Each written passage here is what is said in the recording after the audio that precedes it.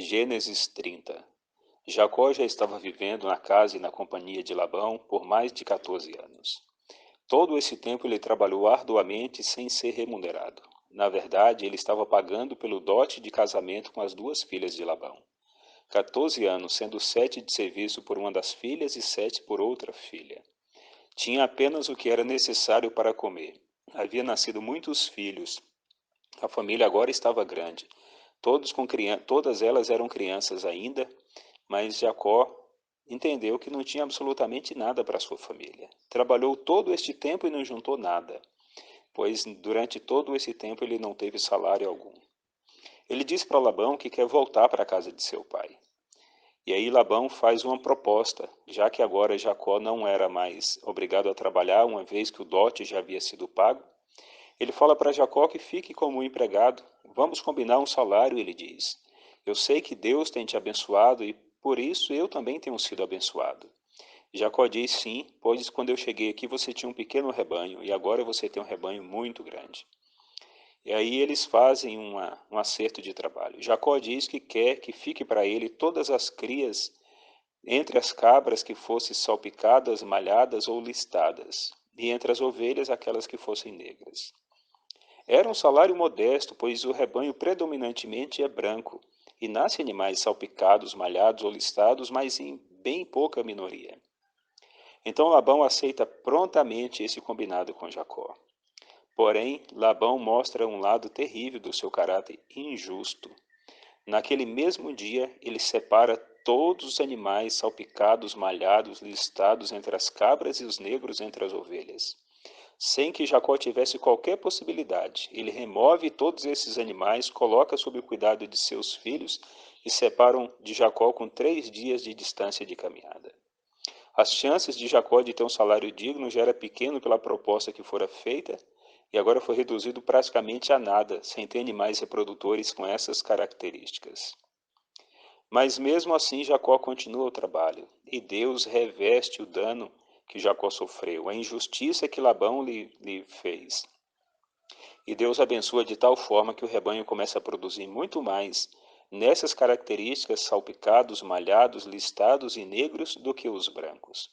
E a Bíblia diz que o rebanho então acontece uma reviravolta e o de Jacó começa a se tornar muito grande. A Bíblia diz que Jacó se tornou muito próspero, muito rico, por conta da produtividade muito alta com os animais nestas características. Labão havia mostrado um traço terrível e é um traço muito predominante do nosso coração, no coração humano, a injustiça. Deus é justo, Satanás é injusto. Deus criou todas as suas criaturas com as características do próprio Deus: bondade, graça, justiça, amor, fidelidade. Mas com a entrada do pecado, nós nos distanciamos do nosso Criador e nos tornamos mais semelhantes ao grande rebelde. Por isto, a grande característica da natureza humana é a injustiça. E a injustiça é a marca de pessoas perdidas, distantes e separadas de Deus. Se Deus não tivesse intervido a favor de Jacó, ele teria trabalhado muito mais anos sem ter condição de ter absolutamente nada. Mas Deus, que havia aceitado o pacto com Jacó lá em Betel, prometeu que iria guardá-lo e também iria abençoá-lo. E quando Deus reverte a situação a favor de Jacó, fica evidenciado que Deus está cuidando daqueles que são seus. No Salmos 15 tem uma pergunta do salmista Davi para Deus e uma resposta direta de Deus. Davi pergunta: Quem, Senhor, habitará no teu tabernáculo? Quem há de morar no teu santo monte? Ele está fazendo uma pergunta sobre salvação, a salvação que nós aguardamos, que nós esperamos. Quando o Senhor vier e buscar o seu povo, levar a sua igreja, a sua noiva, para estar com ele, Davi pergunta para Deus: quem vai fazer parte desse povo? No verso 2, Deus responde claramente: o que vive com integridade e pratica a justiça e de coração fala a verdade. Deus está dizendo que para nós vivermos na companhia dele, nós precisamos ser pessoas íntegras e praticantes da justiça e que falam absolutamente a verdade. Ou seja, o que nós somos não podemos continuar sendo. Dessa forma, nós estaremos excluídos para sempre do reino eterno de Deus e fatalmente terminaríamos participando do castigo e do juízo destruidor sobre o inimigo e todos aqueles que com ele estão associados também. Na carta de Paulo aos Coríntios, na primeira carta, no capítulo 6, no versículo 9, ele diz bem assim: Não sabeis que os injustos não herdarão o reino de Deus? Sim, este é um fato.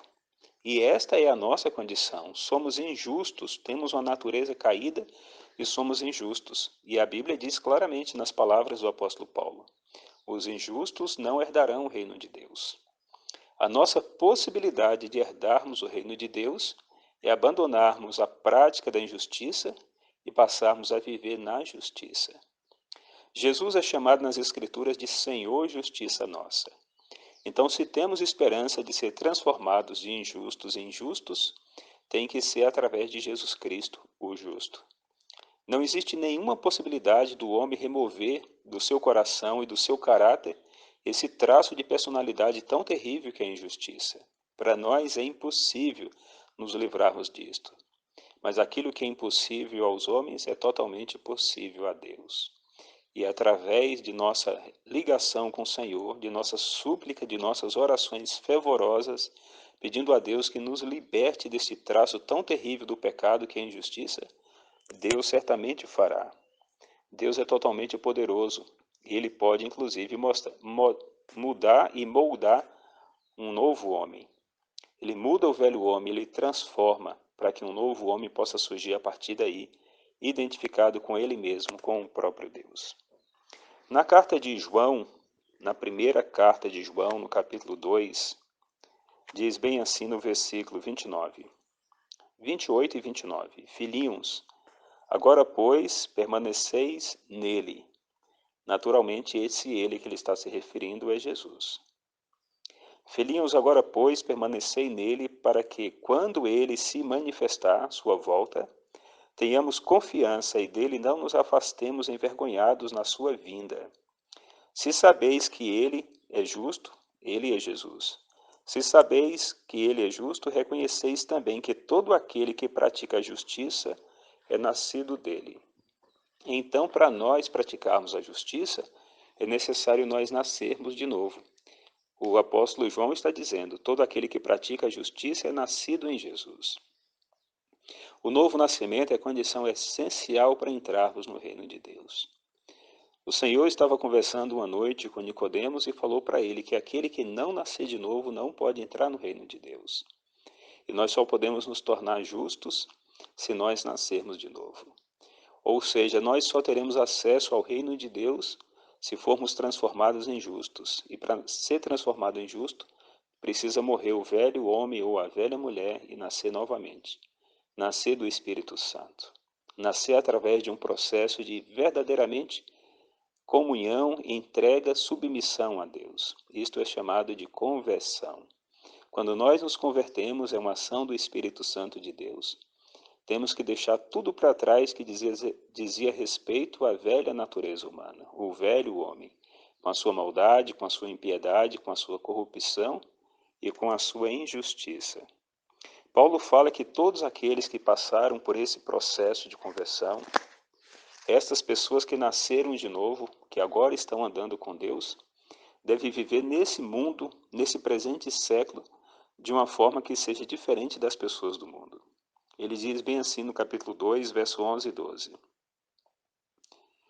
Porquanto a graça de Deus se manifestou salvadora a todos os homens, educando-nos para que, renegadas a impiedade e as paixões mundanas, vivamos no presente século sensata, justa e piedosamente.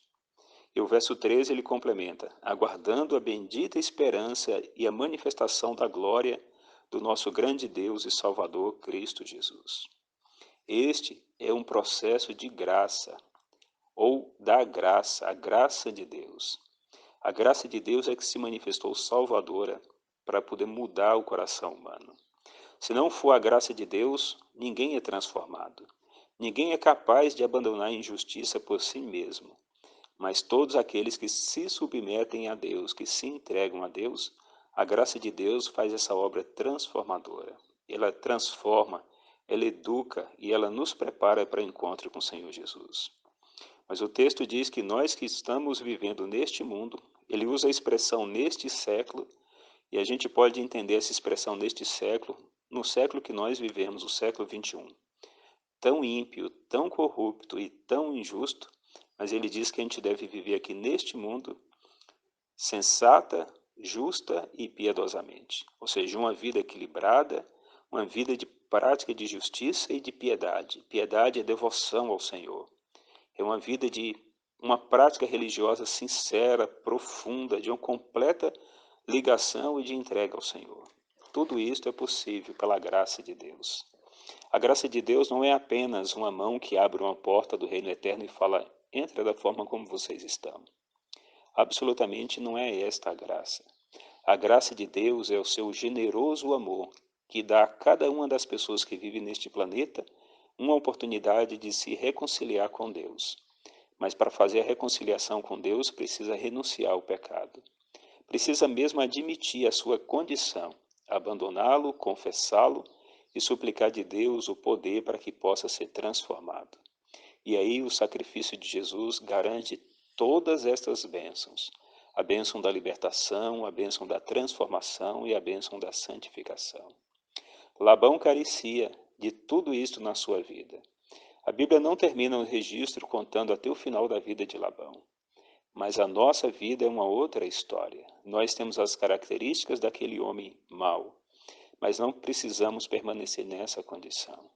Se nós nos submetermos a Deus, se nós sentirmos fome e sede de justiça, nós seremos saciados. Foi o próprio Senhor que garantiu que Ele nos saciaria quando nós sentíssemos essa necessidade.